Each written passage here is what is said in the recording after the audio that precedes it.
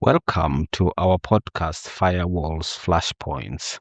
Today we are looking at lens of systematic stability versus disruptive volatility. Historically, the Conservative Party has been one of the most successful electoral machines in the Western world, often described as a chameleon for its ability to shift ideologies to retain power. In contrast, the Labour Party often struggles with broad-church dilemma, balancing a radical activist base with pragmatic centrist swing voters needed to win general elections. The strategic analysis why the gap exists. The disparity in time in power often comes down to three structural factors.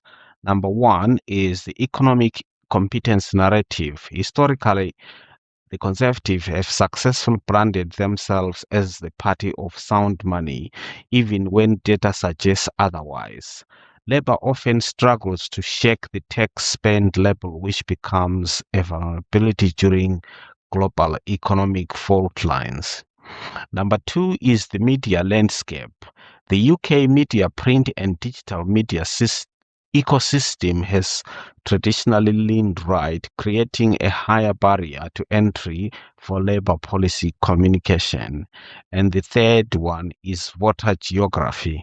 The UK's first past the post system often favors the concentrated geographic support of the Conservatives, whereas Labour voters can be wasted by being overly concentrated in safe urban seats.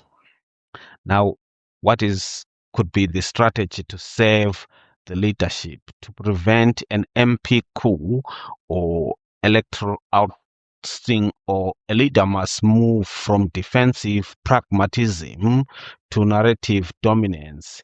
Here, the strategic roadmap for firewalls and flashpoints pivot from U-turn to adaptive intelligence. In the digital age, sticking to a failing plan is a bug, not a feature. Reframe policy shifts as data-driven adaptation. The message: we aren't retreating, we are calibrating to the current global fault lines. This appeals to the digital trench mindset, agility over dogma.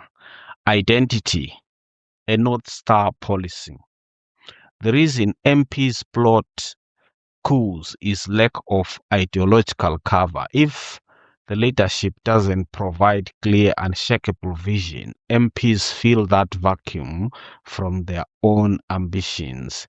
So what could be the action? Pick one high-stakes issue, e.g., a green energy sovereign or AI-driven public services, and make it a non-negotiable core of the party identity. Secure the digital flanks. The firewall strategy addresses the internal party friction by creating a triple lock on communication. So direct to members channel, bypass traditional media to build a personal mandate with the base. Policy pre-sensing, using data analysis to test policy viability before public announcements to minimize the need for future U-turns. Economic guardrails explicitly link every policy to long-term fiscal stability to neutralize the tax and spend attack. The next step for any leader is to use or make sound decisions based on sound strategies. If you are a leader, people look up to you as the key person that drives. Are you actually on the strategy? Because strategy is mostly based on the leader. The leader is the strategy owner. The other people that come in are only there to implement the strategy. So if anything or a failure occurs, most ultimately the leader takes responsibility. Why? Because he or she is the strategy owner. So strategy is normally, where it comes from is from the top. So the top person is the strategy owner. They are the people that are responsible in the event of the strategy going wrong. Thank you for listening and tune in for more.